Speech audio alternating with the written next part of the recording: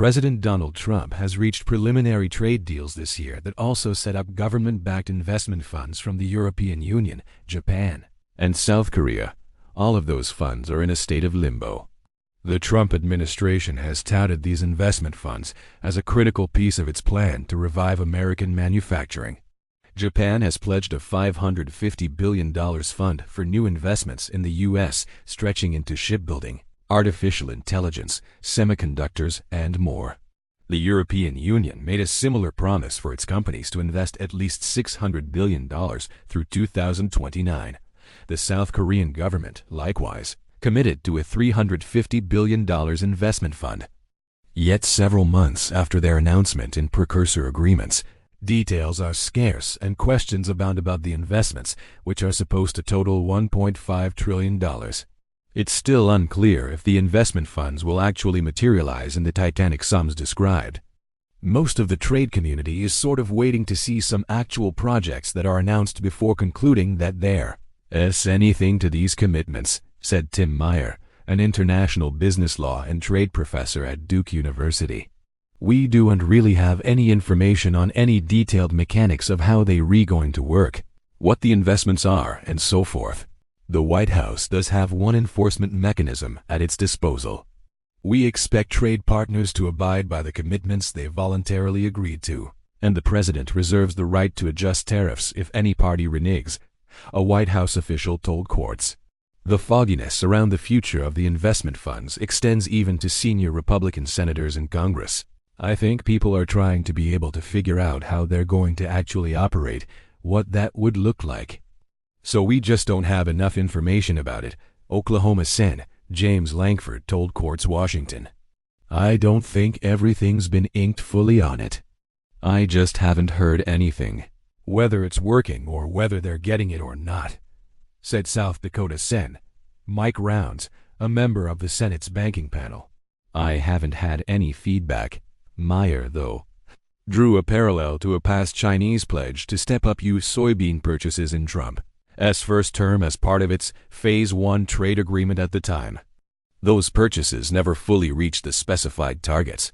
Current Chinese orders for American soybeans are also well below the commitments laid out in the interim one-year agreement struck in late October. Over the summer, Treasury Secretary Scott Bessent presented the funds as a step toward establishing a U.S. sovereign wealth fund, a state-controlled investment vehicle common in the Middle East and certain European countries such as Norway. We have these agreements in place where the Japanese, the Koreans, and to some extent the Europeans will invest in companies and industries that we direct them largely at the president's discretion, Bessent said in a Fox Business interview in August. Trump pursued an investment fund when he signed an executive order to set up a U.S. version shortly after taking office. In the EU's case, the president was adamant in stating he'd oversee the selection process for which firms get the money. The details are $600 billion to invest in anything I want. Anything, Trump said in early August about the EU's fund. European leaders in Brussels quickly downplayed the significance of their pledged spending spree. Instead, EU officials said the funds would come from private firms that they didn't control nor could otherwise enforce. The money would be channeled towards strategic sectors, per an EU communiqué. For South Korea, one hang-up has been the fund structure. Seoul is pushing to meet its commitment by issuing loan guarantees rather than direct capital, since it can't match Japan's economic might. The two sides still haven't inked a final deal. Still, a South Korean initiative branded as Make American Shipbuilding Great Again has led to some domestic breakthroughs.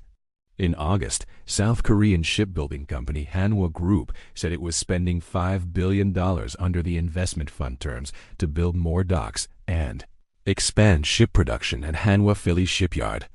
The company wants to ramp up shipbuilding capacity beyond one ship annually.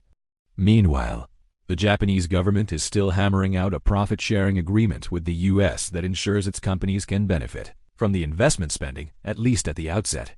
Jessica Riedel, a budget expert at the Brookings Institution, noted that the Trump administration's rhetoric around the success of its trade deals has been punctured by hyperbole. She said current administration claims of $18 trillion of total new investment from companies and foreign governments was almost two-thirds the size of annual U.S. economic output. It's one thing for foreign governments and businesses to make offhand comments to the White House about investments in order to curry favor, she said. That's quite another thing for those investments to actually occur.